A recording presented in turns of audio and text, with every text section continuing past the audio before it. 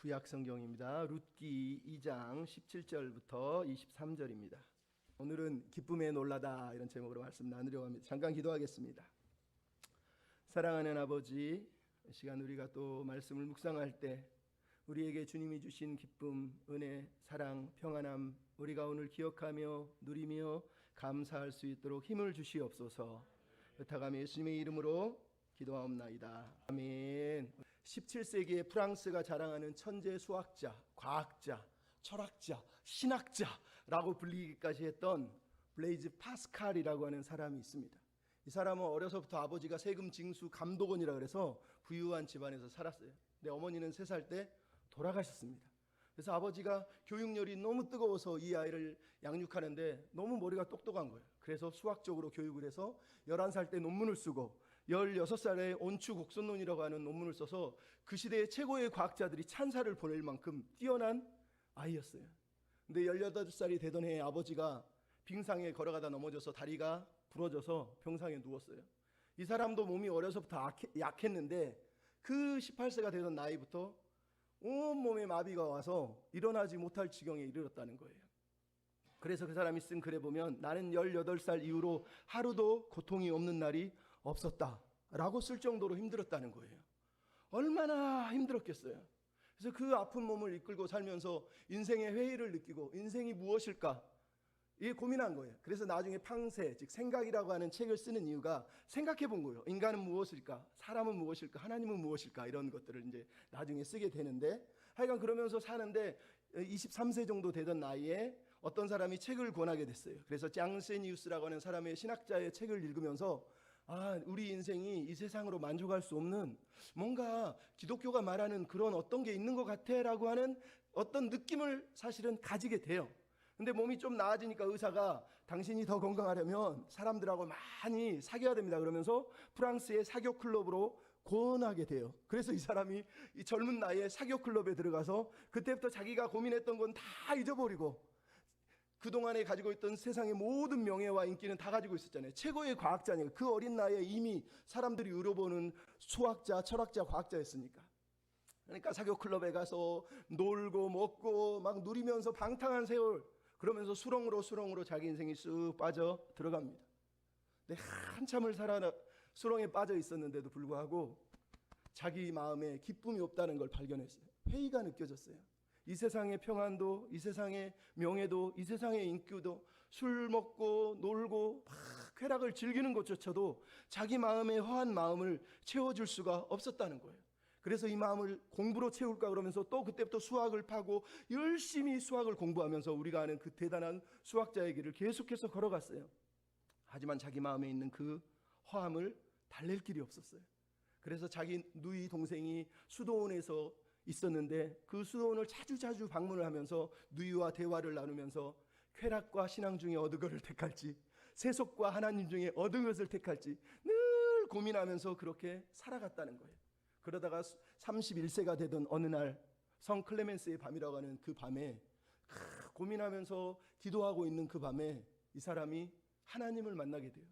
얼마나 하나님을 만난 그 감격이 뜨거웠는지 그날 받은 감격을 글로 썼어요. 한 600장 정도 돼요. 그리고 자기 안쪽 옷 쪽에 뜯어가지고 거기다가 집어넣고 꼬매가지고 아무에게도 공개하지 않고 평생을 간직하면서 산 거예요. 근데 평생이 39세에 사실은 요절을 하게 돼요. 그래서 그가 죽고 나서 그 쪽지가 발견이 되고 지금은 프랑스 국립박물관에 600자 정도 되는 그 글자가 남아있어요. 근데 그 글자에 보면 이렇게 써 있어요. 아브라함과 이삭의 하나님, 야곱의 하나님, 철학자들의 하나님이 아닌 예수 그리스도의 하나님, 확신, 기쁨, 평안. 예수 그리스도의 하나님은 나의 하나님, 당신의 하나님, 우리의 하나님이십니다. 인간의 영혼의 위대함이여 의로우신 아버지, 세상의 아버지를 알지 못하여도 나는 아버지를 알았습니다. 기쁨의 눈물. 나는 당신을 떠났으나 생수의 근원이신 하나님을 버렸으나 이제 나는 당신을 영원히 떠나지 않겠습니다. 나는 당신을 저버리고 피하고 부인하고 십자가에 못 박았습니다. 그러나 이제 나는 당신을 절대로 떠나지 않겠습니다. 일체의 모든 것을 기쁘게 포기합니다. 이 땅에서 사는 동안 누리는 영원한 기쁨, 나는 당신의 말씀을 결코 잊지 않겠습니다. 아멘. 이렇게 쓴 거예요. 여러분, 세상의 명예, 부귀, 인기 다 누려봤는데도 자기 마음의 한 공간을 채울 수가 없었어요. 내 하나님을 만나고 그 사람이 얼마나 기뻤으면 기쁨의 눈물 그러면서 그거를 평생 간직했냐는 거예요. 여러분, 파스칼이 그랬어요. 인간의 마음 한구석에는 하나님이 아니면 채울 수 없는 빈 공간이 있다는 거예요. 여기에다가 돈을 집어넣어도, 인기를 집어넣어도, 자기를 자랑을 집어넣어도, 자기 이름을 집어넣어도, 부를 집어넣어도, 명예를 넣어도 채워지지 않아요. 여기는 하나님이 들어와야 채워지는 공간이라는 거예요. 파스칼이 그거를 발견하고 하나님 앞에서 감사했던 거예요. 여러분, 오늘 여러분은 이 마음에 무엇을 채우고 싶습니까? 하나님 나에게 좀만 더 성공하게 해주시고, 명예를 주시고, 인기를 주시고, 유명하게 해주시고, 잘되게 해주시고, 부자 되게 해주시면 행복할 것 같습니까? 여러분, 결코 충만함, 이 기쁨이 이 안에 그것으로는 채워지지 않습니다. 하나님 외에는 여기에 채울 수가 없는 거예요. 오늘 본문에 나오는 나오미가 그랬어요. 그녀가 찾던 세상에는 남편도, 모압 땅의 그 곡식들도, 그 부유함도, 부자로 나갔잖아요. 그 부자된 삶을 가지고 나갔지만 단 한 번도 자기 마음의 빈 공간을 채울 수가 없었어요. 그리고 이제 딸래 이방 여인 며느리 룻 하나 데리고 고향으로 돌아왔지만 너무너무 빈 마음을, 허전한 마음을 달랠 길이 없어서 사람들이 나오미라 이렇게 부르니까 1장 20절에 21절에 뭐라 그럽니까? 내 이름을 나오미, 기쁨이라 부르지 마라. 나는 말하다, 쓰다, 쓴맛이다. 쓴맛이라 불러라. 하나님이 나를 풍족하게 나갔더니 비어서 돌아오게 하셨으니 나는 나오미가 아니야. 그러면서 자기 인생의 허탈함과 그 허한 마음, 쓴 마음을 고백했었던 사람이 나오미란 말이에요. 텅 빈 인생으로 돌아와서 하나님께 원망하듯 하는 이 고백을 들어보십시오. 얼마나 마음이 아팠겠습니까? 근데 오늘 본문은 그런 나오미가 갑자기 어떤 흥분을 감추지 못하고 갑자기 어떤 기쁨을 만나서 놀라고 있어요. 깜짝 놀라고 있는 모습을 보고 있단 말이에요. 이 나오미를 보면서 시가 하나 떠올랐습니다. 그대 앞에 봄이 있다. 우리가 살아가는 일 속에 파도치는 날이, 바람 부는 날이 어디 한두 번뿐이랴. 그런 날은 조용히 닷을 내리고 오늘 일을 잠시라도 낮은 곳에 묻어두어야 한다. 우리 사랑하는 일 또한 그 같아서 파도치는 날, 바람 부는 날은 높은 파도를 타지 않고 낮게 민물져야 한다. 사랑하는 이여, 상처받지 않는 사랑이 어디 있으랴. 추운 겨울 다 지나고 꽃필 차례가 바로 그대 앞에 있다. 여러분, 긴 고난의 시간, 바람이 불고 파도가 치는 날로 상처받았던 이 여인에게 이제 꽃필 차례가 다가온 거예요. 나오미는 이제 꽃필 시간이 다가온 거예요. 그녀도 파스칼도 우리도 마찬가지예요. 하나님을 만나면, 하나님이 주신 그 기쁨을 누리게 되면 우리도 주와 함께 꽃피는 삶을 살아갈 수가 있는 것이에요. 하나님의 마음은 우리가 하나님의 기쁨을 누리고 살기를 원하시기 때문이에요. 여러분, 나오미가 만났던 하나님, 그 하나님이 주셨던 그 기쁨 우리도 누리고 살아야 되지 않겠습니까? 그러기 위해서 우리에게 필요한 게 있어요. 따라서 합시다. 일상 속에 기쁨이 있습니다. 여러분, 일상 속에 기쁨이 있는 거예요. 기쁨의, 은혜의 자리는 언제나 내가 거하는 그 자리에 있는 거예요. 저기 기도원에 가서 있는 게 아니에요. 부자가 되면 그때 누리는 게 아니에요. 지금 있는 거예요. 지금 내가 기쁨을 찾고 기쁨을 누리지 못하면 여러분, 나중에 아무리 많은 것 줘도 사실은 기쁨을 누리지 못하는 거예요. 오늘 본문에 룻을 보십시오. 17절에 열심히 일을 해서 한 에바나 걷어서 집으로 들고 갑니다. 한 에바가 얼마나 그랬습니까? 23에서 30리터 정도 되는 엄청난 무게예요. 한 사람이 보통 하루에 1~2리터를 먹었으니까 이 무게는 보통 어른이 두 사람이 먹으면 한 보름 정도 먹을 수 있는 거예요. 한 사람의 한 달치 품삯이란 말이에요. 근데 그거를 어깨에 메고 오늘 딱 하루 일하고 이 여자가 들고 갑니다. 얼마나 기쁘겠어요. 얼마나 감사하겠어요. 그러면서 집으로 다 들어갔단 말이에요. 아마 그날 저녁에 베들레헴의 모든 집들 중에 환하게 다들 불이 켜져 있지만 나오미의 집이 가장 반짝반짝 빛나지 않았을까? 여러분, 그런 생각이 들지 않습니까? 이제 우리가 나오미의 집에 들어가서 그녀들이 나누는 두 사람의 대화를 들으면서 그들이 그 대화 속에서 얼마나 기뻐하고 있는지를 우리가 묵상해 보았으면 합니다. 지난번에도 말했지만 룻기는 온통 대화예요. 오늘 본문 2장도 저번에 말했지만 온통 대화로 가득 차 있어요. 2장 2절에서 나오미와 룻이 대화했지만 이제 마지막 본문에서 또다시 나오미와 룻이 대화를 나누고 있는 걸 우리가 본단 말이에요. 어떤 대화? 은혜를 나누고 있는 거예요. 여러분, 가난하고 힘겹고 어렵지만 두 자부가 같이 앉아서 오늘 하루의 일을 나누면서 하나님의 은혜를 묵상하면서 하나님이 무슨 일을 하셨는지를 묵상하고 있는 내용이 오늘 본문에 등장하고 있지 않습니까? 너무너무 감사한 거예요. 이게 여러분 하나님의 은혜의 사람들이 사는 삶의 방식인 거예요. 은혜에 예민한 사람들은 하루를 하나님의 섭리 아래 사는 법을 배우는 거예요. 깨닫는 거예요. 오늘 하루 하나님이 섭리하셨을 거야. 어떤 은혜를 부으셨을까 고민해보고 대화하는 거예요. 그래서 여러분 진짜 대화는 그런 거예요. 하나님의 오늘 삶 속에 어떤 의미로 다가오셨는지를 서로 나누는 거예요. 이 대화의 능력이 없는 사람들, 저도 마찬가지지만 없는 사람들은 그냥 쉽게 돼요. 옛날에 그 어떤 아버지가 자녀가 말을 안 들으니까 상담을 갔더니 그랬대잖아요. 아버지한테 자녀하고 대화를 하십시오. 네, 알겠습니다. 집에 가서 얘 이리 와라. 왜요? 할 얘기 있어. 예, 알겠습니다. 오늘 잘 지냈어? 네. 들어가서 자. 이랬다는 거예요. 이게 대화가 아니잖아요. 그러니까 우리가 보통 그렇게 대화를 해요. 특히 남자들은 무뚝뚝해가지고요. 지 하고 싶은 말만 딱 하고 들어가 버리거든요. 근데 여러분, 이 여성이 가지고 있는 이런 대화의 영성을 사실 배워야 돼요.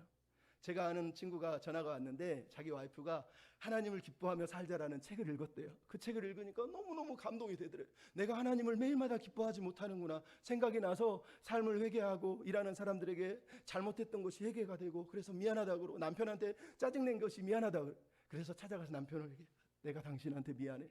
당신을 사랑해. 하나님이 이런 마음을 주셨어. 그 친구가 그 말을 듣고 너무너무 감사하면서 나도 미안해. 나도 사랑해.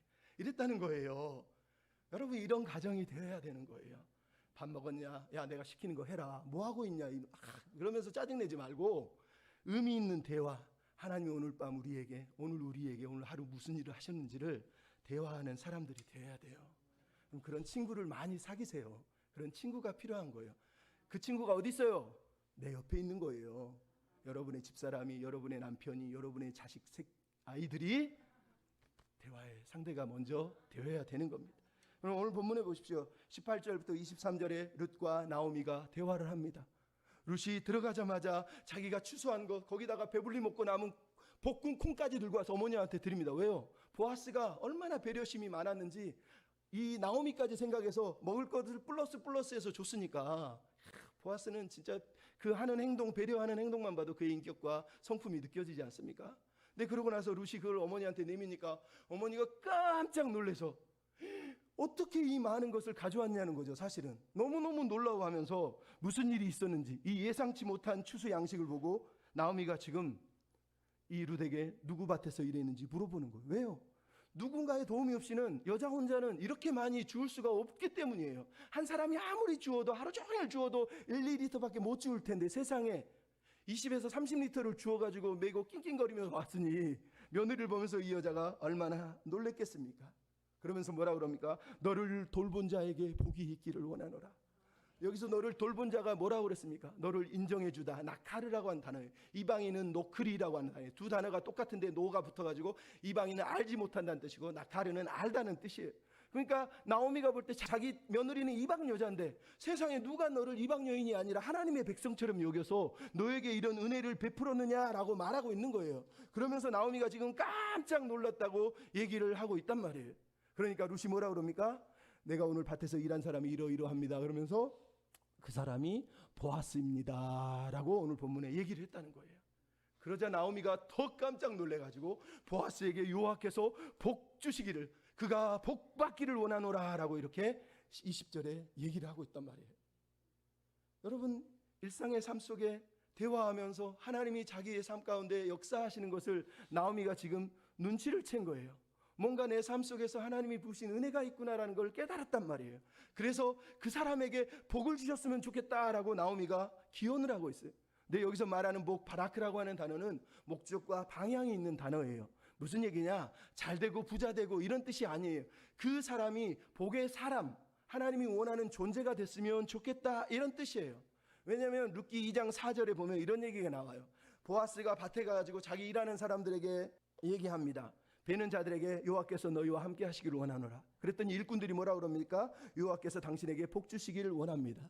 이 두 세트는 한 세트입니다. 두 단어, 두 인사말은. 그 당시 고대에서는 이스라엘 백성은 항상 이렇게 인사했어요. 여호와께서 함께 하시기를, 당신이 복 받기를.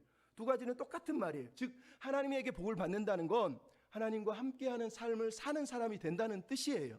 그러니까 오늘 본문에서 나오미가 지금 이 사람이 복을 받았으면 좋겠어 라고 하는 말은 하나님과의 특정한 관계 속에서 하나님이 기대하는 사람이 됐으면 좋겠어 라고 말하는 거예요. 즉 하나님과 함께 하심으로 하나님의 꿈을 이루고 하나님의 뜻을 이루고 하나님이 원하는 사람이 됐으면 좋겠어 라고 하는 뜻이란 말이에요. 여러분 그 말을 하고 있는 거예요. 단순히 복받아서 부자되고 부자되라는 뜻이 아니에요. 이미 보아스는 부자인데 무슨 부자되라는 기도를 했냐고요. 그게 아니에요. 하나님이 기대하는 사람이 됐으면 좋겠다는 거예요. 근데 여러분 바로 이어서 나오미가 하는 말이 신기한 말이 있습니다. 그가 산자와 죽은 자에게 은혜를 베풀기를 그치지 않았다.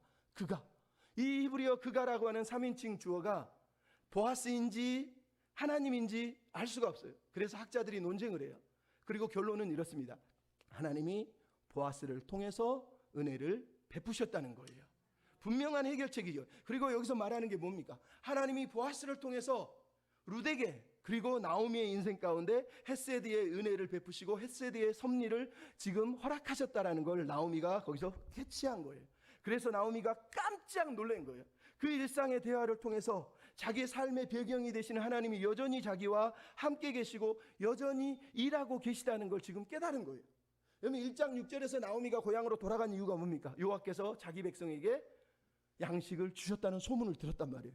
근데 나오미는 그 양식 때문에 돌아온 게 아니에요. 왜? 돌아왔지만 그는 양식이 사실 생길 이유도 없었고 집도 절도 없는, 뭐 집은 있었겠지만 하여간 아무것도 없는 사람이에요. 단지 내가 떠났는데 하나님은 그래도 살아계시구나. 그래서 하나님께로 돌아왔을 뿐이지만 그럼에도 하나님을 향한 어떤 기대도 사실은 없었단 말이에요. 오히려 하나님이 나를 비워서 돌아오게 했어 라고 하면서 하나님 앞에서 자조 섞인 언어로 그냥 투덜투덜 거렸던 나오미란 말이죠. 그래서 그의 이름이 기쁨인데, 나오미가 기쁨, 즐거움이라는 뜻인데 자기 이름을 말하라 그러면서 나는 텅 빈 인생이야 라고 얘기했단 말이에요. 근데 그녀가 지금 뭐 하고 있다고요? 자기의 삶 속에 하나님의 은혜가, 하나님의 섭리가 여전히 작동하고 있어서 자기의 인생을 돌아보고 있는 것을 발견한 거예요. 그러면서 나오미의 인생이 지금 회복되고 있는 거란 말이에요.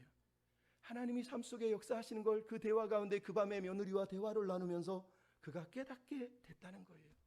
여러분 우리도 그런 삶을 살아야 돼. 일상 속에서 하나님이 내게 다가오셔서 말씀하시는 소리를 듣는 여러분이 됐으면 좋겠습니다. 두 번째 따라합시다. 하나님은 기쁨의 근원이십니다. 여러분 나오미가 하나님의 일하심을 깨닫고 나서 깜짝 놀랐습니다. 기쁨에 깜짝 놀랐습니다. 제가 자꾸 기쁨에 놀랐다고 말하는 것을 여러분이 기억하셨으면 좋겠어요. 나오미는 지금 룻을 통해서 들은 소식으로 자기 인생에 벌어지고 있는 하나님의 사역을, 하나님의 섭리를, 하나님의 비밀스러운 손길을 깨닫고 나서 내 인생을 하나님이 기쁨으로 회복시켜 주시는구나 라고 하는 하나님으로부터 들려오는 하나님의 기쁨의 꽃향기를 이제 맡고 있는 거예요. 세상이 줄 수 없는 어떤 평안함, 어떤 기쁨에 나오미가 깜짝 놀랐다는 거예요. 먼저 그가 여호와 하나님이 산자와 죽은 자에게 은혜를 베푸셨다라고 말하는 이 단어를 통해서 나오미가 어떤 기쁨을 누리고 있는지를 생각해 봐야 됩니다. 아까도 얘기했지만 그는 여호와 하나님이세요. 여호와 하나님. 근데 그가 뭘 했다고요? 산자와 죽은 자를 선대했다. 은혜를 베풀었다는 거예요. 여러분 이 말을 사실은 언제 했습니까? 룻기 1장 8절에 나오미가 두 며느리에게 집으로 돌아가라 하면서 했던 말이 뭐예요? 너희들이 산자와 죽은 자에게 은혜를 베풀기를 멈추지 않았어. 하나님이 기억하실 거야. 이랬단 말이에요. 지금 나오미가 근데 뭐라고 그래요? 하나님이 산자와 죽은 자에게 은혜를 베풀기를 그치지 않고 여전히 베풀고 있다고 또 얘기를 하고 있는 거예요. 즉 나오미가 지금 모압에서의 그 슬픈 일을 당했지만 자기 인생을 뒤돌아보니까 뭐예요? 자기가 했던 말 그대로 하나님은 모압에서도 그 슬픈 상황에서도 그리고 베들레헴에 돌아와서도 여전히 하나님은 떠난 적이 없고 은혜를 그친 적이 없고 은혜를 멈춘 적이 없고 한 번도 당신이 이 나오미를 떠난 적도 버린 적도 없고 항상 함께 계셨다라고 지금 깨닫고 있는 거예요.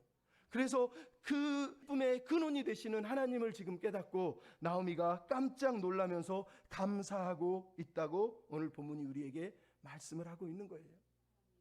여러분 여기서 기쁨이 중요합니다. 나오미의 이름은 기쁨입니다. 근데 이 기쁨은 우리가 생각하는 그런 즐거움, 기쁨, 감정적인 기쁨을 말하고 있는 게 사실은 아니에요. 여러분 성경은 하나님은 항상 우리에게 기쁨을 얘기하십니다. 근데 그 기쁨이 뭔지를 알려면 기쁨의 의미를 먼저 정의해야 돼요. 기쁨이란 주관적인 감정이 아니라 어떤 대상과의 관계 속에서 나오는 거예요.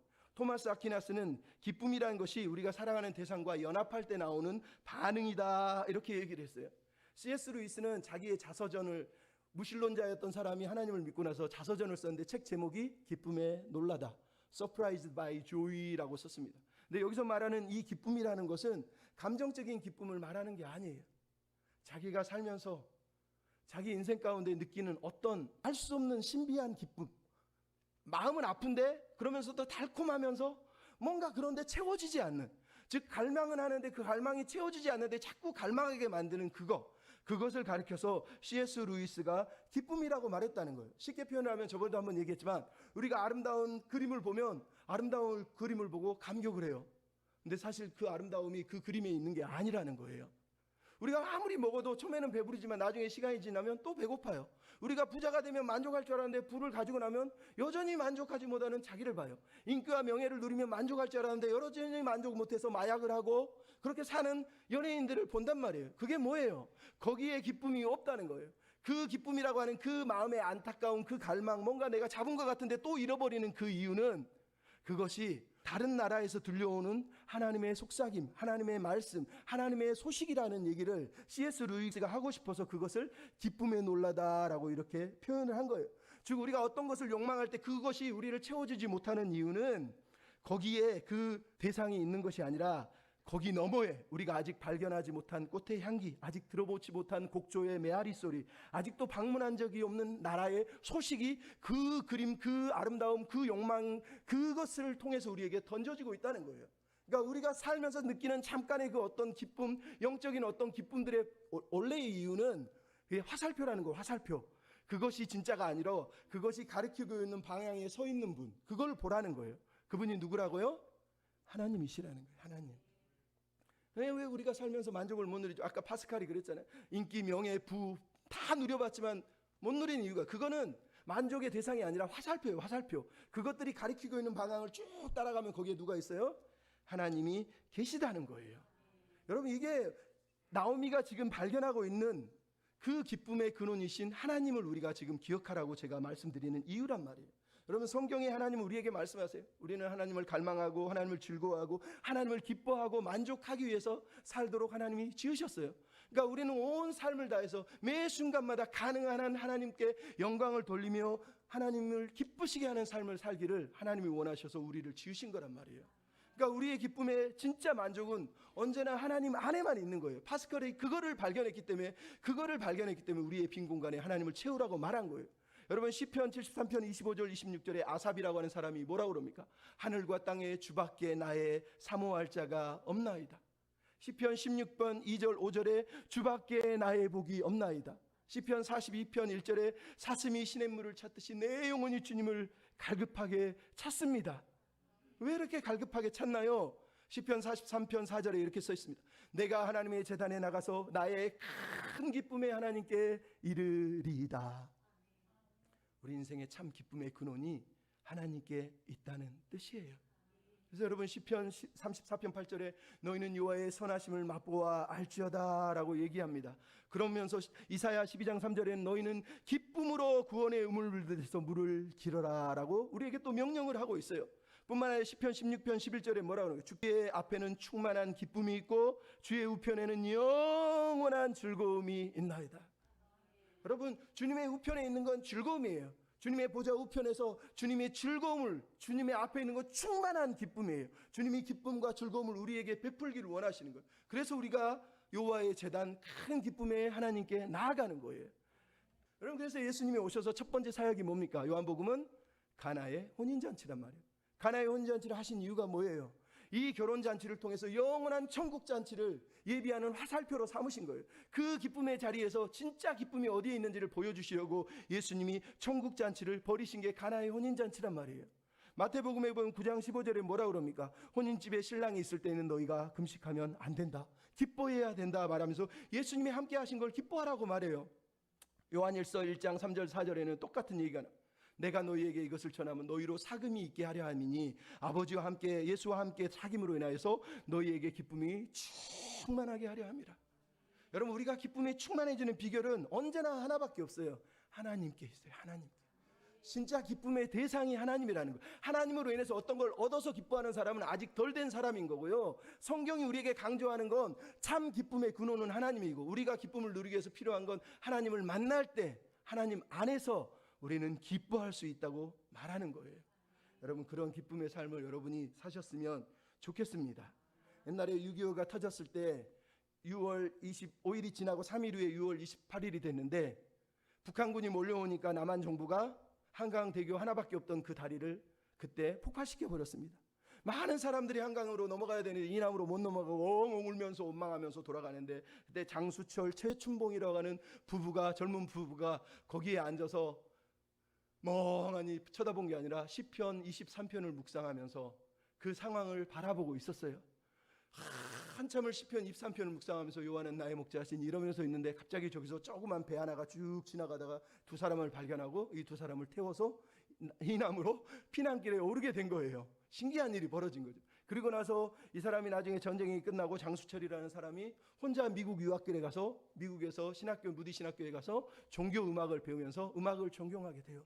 근데 너무 가난하고 힘들었으니까 매일 중노동을 하면서 미국 유학생을 보내는데, 어느 날 집에서 편지가 왔어요. 자기 부인이 편지를 보냈는데 편지의 내용에 자기 딸 중에 12살 먹은 딸이 폐렴으로 죽었다는 거예요. 남자가 너무너무 마음이 아파서 울면서 내가 내 딸을 지키지 못했어 울어요.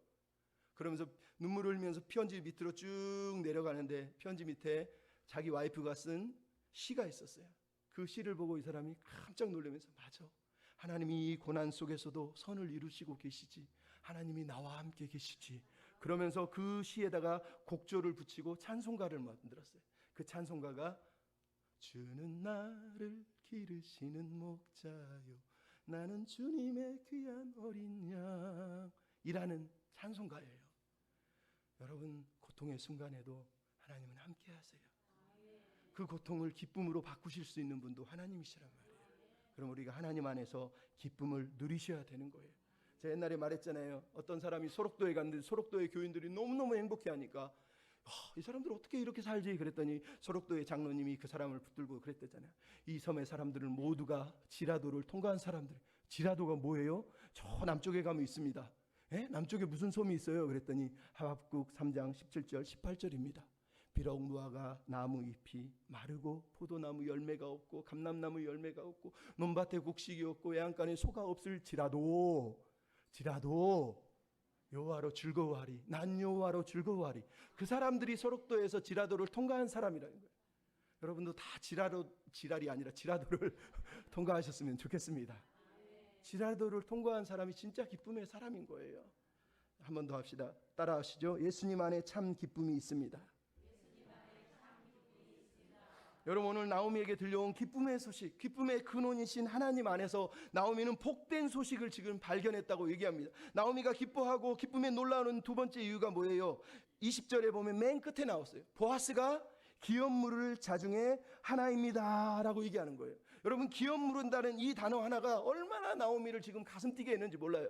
그가 산자와 죽은 자에게 은혜를 베풀었다. 산자가 누굽니까? 나오미 자신이란 말이에요. 룻이란 말이에요. 죽은 자는 남편과 자식들이잖아요. 근데 나오미가 그 말을 듣고 뭐라고 그래요? 그 사람은 우리와 가까우니 우리의 기업을 물을 자라는 거예요. 여러분, 나오미의 인생은 텅 비었을 뿐만 아니라 이미 죽었어요. 자녀도 낳을 수 없는 거예요. 근데 나오미가 지금 보아스의 소식을 듣자마자 깜짝 놀라면서 기쁨에 놀라는 이유는 마치 우리가 부활의 소식을 들은 거하고 똑같은 거예요. 이미 죽었는데, 이미 썩었는데, 이미 아무것도 낳을 수 없는, 생산할 수 없는 존재가 소망을 가지게 됐어요. 왜? 자기 인생에, 자기의 삶에 기업 물을 자가 지금 있다는 걸 처음으로 발견한 거예요. 기업 물을 자가, 근데 그것도 보아스라는 사실 때문에 너무너무 놀란 거예요. 왜냐하면 구약 성경에서 기업 물을 자, 고엘이라고 우리가 부르는데, 기업 물을 자를 하나님이 율법에 제정하셨어요. 그 제정의 이유가 뭐냐? 친족 중에, 식구 중에 돈을 못 갚아가지고 재산을 빼앗거나 하면 기업 물을 자가 대신 배상을 하고 돌려받게 만들어줘요. 돈이 없어가지고 종살이를 하면 기업 물을 자가 대신 돈을 지불하고 종살이에서 해방시켜줘요. 기업 물을 자가 누군가가 친족 중에 대신 누군가에게 죽었으면 대신 가가지고 복수를 해줘요.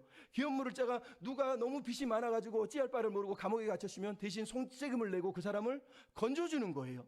기업 물을 자가 친족의 기업이 자녀가 없어서 멸망할 것 같으면 기업 물을 자가 대신 자녀를 낳아줌으로 해서 그 기업을 회복시켜 주는 거예요. 그러니까 이게 하나님이 구약 성경에서 이스라엘 백성을 살리기 위해서 만들어 놓은 회생 프로그램, 우리식으로 말하면 신용이 망가진 사람을 회생하는 회생 프로그램이란 말이에요. 근데 이 프로그램을 하나님 왜 주셨겠어요? 하나님은 아무리 우리 인생이 가난하게 살지라도 텅 빈 인생으로 그냥 죽으면 안 된다는 거예요. 어찌해서든지 그 사람을 살려내겠다고 하는 하나님의 의지, 구속자의 마음을 이 고엘이라고 하는 단어가 우리에게 들려주고 있는 거예요. 근데 여러분, 기업 물을 자는 자격이 필요했어요. 먼저는 가족이나 친족이어야 돼요. 두 번째는 재산이 많아야 돼요. 왜? 그걸 갚아줘야 되니까. 세 번째는 재산이 있더라도 피해자가 도와달라고 얘기를 해야지 그 사람 스스로 기업 물을 자로 나서는 경우가 거의 없었다는 거예요. 왜? 자기가 손해를 보니까. 자기 재산을 손해보면서 그 사람의 기업을 물어줘야 돼. 즉 기업을 물은다는 건 기업을 구속한다는 얘기예요. 다시 회생시키시고 찾아준다는 뜻이란 말이에요. 심지어 손해를 보면서 하고 싶어도 마지막에는 법적인 장로들을 모아놓고 재판을 해서 결정을 해야 되는 거예요. 그러니까 여러분, 이런 기업 물을 자의 자격을 가진 사람이 설령 있어도 자기가 손해를 보면서까지 그 일을 할 수 있는 사람은 사실 너무너무 드물었고, 그 당시는 그래서 이 고엘 제도를 지킨 사람이 거의 없었단 말이에요. 근데 나오미가 보아스가 자기 친척이라는 걸 알자마자 깜짝 놀라는 이유가 뭐예요? 보아스가 룻에게 하는 모습을 보면서 이 이방 여인에게, 아무것도 아닌 여인에게, 알지 못하는 여자에게 세상이 어떤 사람도 할 수 없는 엄청난 은혜를 베풀고 있는 걸 보면서 나오미가 깜짝 놀란 거예요. 아, 저 사람은 기업 물을 자의 자격을 가진 사람이구나. 기업 물을 자의 자격을 가진 사람이구나 라는 걸 깨달은 거예요. 아까도 말했지만 자기가 손해를 볼 마음을 갖지 않으면 기업 물을 자가 될 수가 없어요. 근데 손해를 물으면서까지 남에게, 자기 친족이지만 자기 재산을 털어가면서까지 그렇게 할 수 있는 사람은 누가 있어요? 헤세드의 사람, 긍휼이 많은 사람, 자비함이 풍성한 사람만이 그 일을 할 수가 있던 거예요. 그래서 나오미가 놀란 거예요. 왜? 여러분, 룻기 2장 1절에서 시작하자마자 제일 먼저 저자가 뭐라 그랬어요? 보아스는 유력한 자다. 우리는 유력한 자가 무슨 뜻이지? 유력한이라는 뜻은 크고 위대하고 부유하고 이런 영향력 있는 이런 뜻이었단 말이에요. 근데 오늘 마지막 절에 오니까 유력한 자의 의미가 이제 드디어 제대로 드러난 거예요. 왜? 저자는 지금 이 얘기를 하고 싶었어요. 보아스는 유력한 자야. 왜냐하면 그가 기업을 물을 수 있는 사람인데, 왜 기업을 물을 수 있는 자격이 있냐면 그는 헤세드의 사람이기 때문이야. 그는 긍휼이 많은 사람이기 때문이야. 그는 하나님의 마음을 아는 사람이기 때문이야. 남들은 손해보면 안 하는데 이 사람은 손해를 보더라도, 자기를 희생해더라도 저 사람을 구원해 줄 수 있는 사람이야. 이거를 알려주려고 지금 이 이야기를 하고 있는 거예요. 다른 친족들도 돈 많은 사람이 많았어요. 근데 아무도 유력한 자라고 부르지 않는 이유는, 유력한 자는 돈이 많은 사람이 아니에요. 유력한 자는 보아스처럼 헤세드의 사람, 하나님의 마음을 가진 사람이란 말이에요. 그것을 보여주기 위해서 저자가 이 얘기를 하고 있는 거예요. 근데 여러분, 이게 왜 우리에게 은혜입니까? 성경은 언제나 우리에게 복음을 들려주잖아요. 나오미와 룻과 보아스의 이야기가 우리에게 무엇을 들려줍니까? 나오미에게 고엘이 있었던 것처럼 우리 인생에도 고엘이 있었단 말이에요. 우리 인생을 누가 건져줍니까? 능력이 있어야 돼요. 자격을 갖춰야 돼요. 자기 손해를 봐야 돼요. 그것도 자발적으로 스스로 할 수 있으면 더 감사해요. 근데 우리 예수님은 어떻습니까? 강한 능력을 가지시고 모든 세상의 모든 것을 소유하신 분이 자기 스스로 모든 것을 포기하시면서까지 우리에게 찾아오셔서 우리의 양식이 되어주시고 음료가 되어주시고 우리 대신 피해 보복자인 사탄을 멸망시키시면서 자기 목숨을 내어주시면서까지 우리를 구원해 주시고 자발적으로 십자가에 오르신 분, 그분이 예수 그리스도란 말이에요. 우리에게 고엘이 있다는 게 얼마나 감사합니까? 여러분, 우리가 하나님의 기쁨의 근원에 나가면 그 하나님 우편에 누가 있어요? 기쁨과 즐거움이 되시는 예수님이 계신 거예요. 우리는 그 예수님을 보면서 감사합니다, 감사합니다. 나의 기업 물을 자가 되어주시고 나의 고엘이 되어주시니 너무 고맙습니다. 우리 이렇게 고백하는 거예요. 이게 우리의 고백이 되어야 된다니까요. 여러분, 그런 사람이 됐으면 좋겠습니다.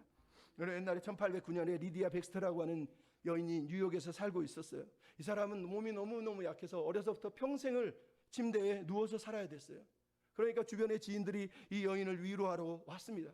근데 사람들이 위로하러 왔다가 위로를 받고 가요. 그래서 어떤 사람이 그랬어요. 우리가 너를 방문하는 이유는 너를 위로하고 격려하려는 것이 아니라 너를 통해서 위로와 기쁨을 얻기 위해서 오는 것 같아.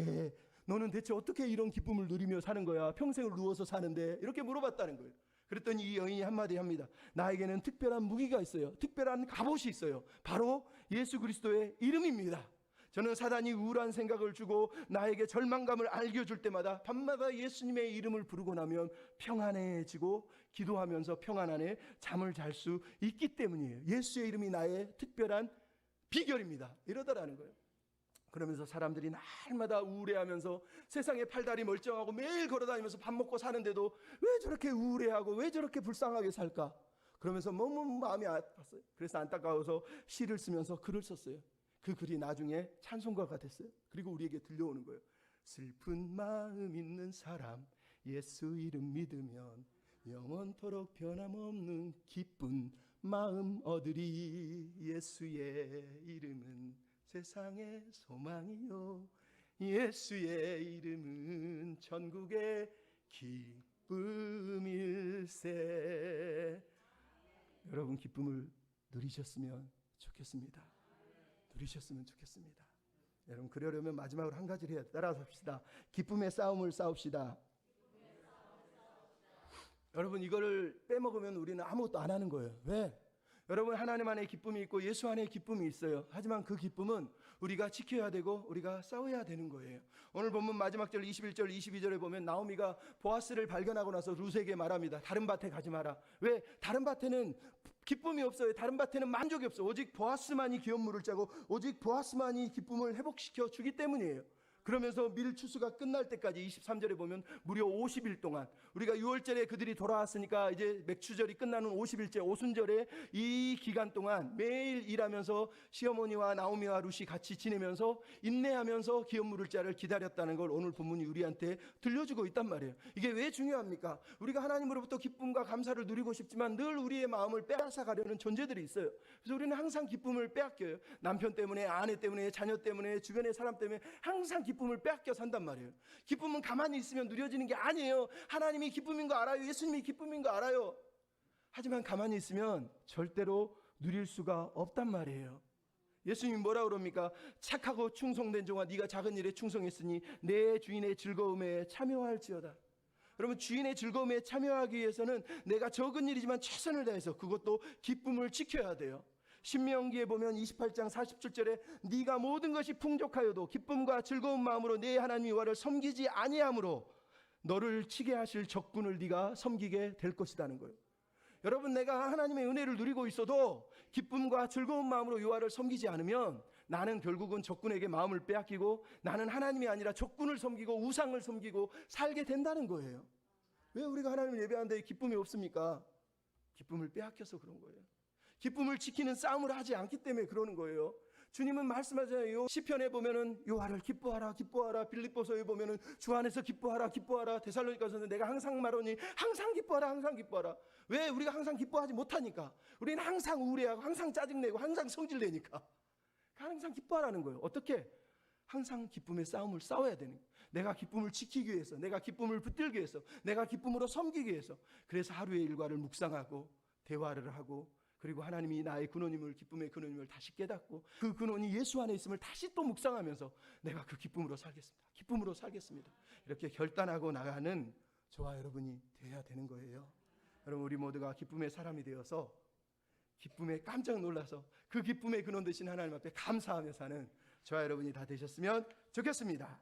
우리 찬양 한번 부르시고 우리를 죄에서 건지시고 저희의 저주에서 풀어주시고 자유케 하신 하나님, 우리가 이 기쁨 이 즐거움 잃지 않고 살 수 있도록 도와주시옵소서. 우리 이런 마음으로 같이 찬양하고 기도하고 마치기를 원합니다. 깊은 절망에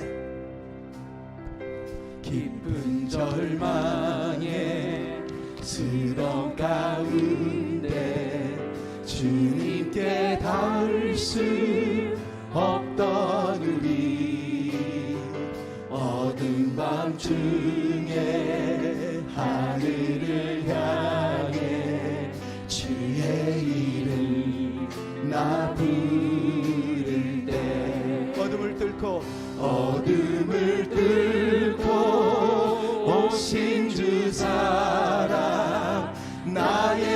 멸망 거두셨네. 주님의 공로 다 이루셨네. 주 예수 나의 산소만. 그 누가 주의 자비를 다 알아. 한없는 은혜 증량할까. 영광을 더 우리의 고엘이 되시려 이 땅에 오시. 우리를 위하여 죄가 되신 구주 예수. 주의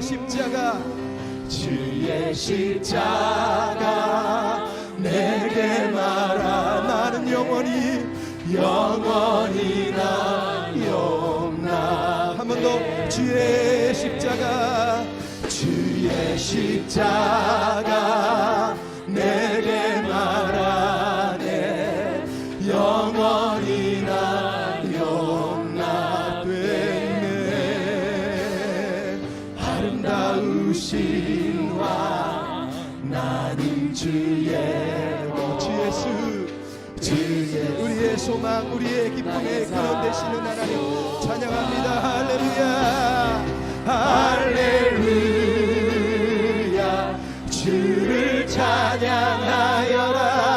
할렐루야. 우리를 자유케 하신 주님, 자유케 하셨도다. 죄의 저주 끊으신 주께 구원이 있도다.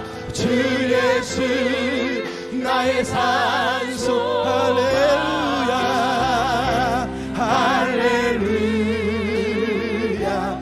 주를 찬양하여라. 할렐루야. 자유케 하셨도다. 죄의 저주 끊으신 주께 구원이 있도다. 주 예수 우리의 소망, 우리의 기쁨이 되시는 하나님께 할렐루야. 주를 찬양. 할렐루야. 자유케 하셨도다. 죄의 저주 끊으신 주께 구원이 있도다.